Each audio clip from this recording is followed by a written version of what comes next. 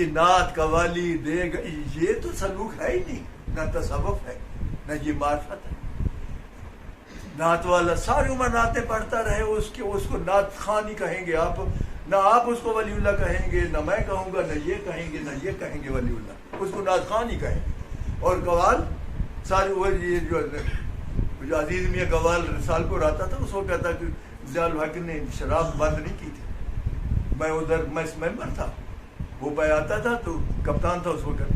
تو یہ آتا ہے پہلے اس کی ڈیمانڈ تھی کہ پہلے مجھے میس میں شراب پلائیں، پھر میں کیونکہ ساری رات میں نے ہوگا تو پہلے میس میں آ کے ٹون ہو کے پھر اس کے بعد وہ ساری رات قوالی کرتا۔ شرابی میں شراب جو ہٹ اس کی قوالی ہے، یہ ایسے نہیں کچھ کہہ دیں گے نہیں یہ آپ کو نہیں پتا وہ کہاں سے بولتا ہے، میں نے کہا جی ہاں وہ میس میں ٹون ہو کے آتا ہے پھر اس کے بعد بولتا ہے، ہم اس کے چشمدید گواہ ہیں۔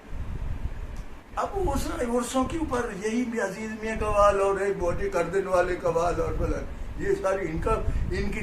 ذرا نجی زندگی کو ذرا اسٹڈی تو کریں، ان کا حال کیا ہے،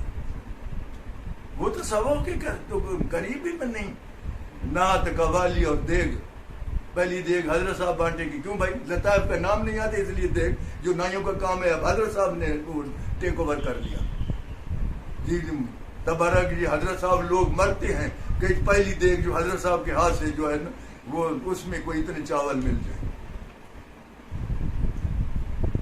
اس کا تو اس کے پاس کوئی علاج نہیں ہے، اس کا علاج ہے چاول دیتا ہے حضرت صاحب۔ اللہ کا بندہ تم چاول تو بازار جائے تو ایک سے ایک بہترین چاول وہاں آپ کو مل جائے گی، جس کے لیے آپ نے دکان کھولی ہوئی، گدی تو دکان ہی ہے نا، روح کے لیے آپ کیا کرتے ہیں؟ میں تو داتا صاحب کے پاس گیا، میں نے کہا حضرت آپ کے گیٹ سے باہر ہو تو آرڈینری دیگ ہے، وہ دیگ جیسے ہی وہ کراس کرتی ہے گیٹ تو لوگ ٹوٹ پڑتے ہیں کہ آ گیا تبرک،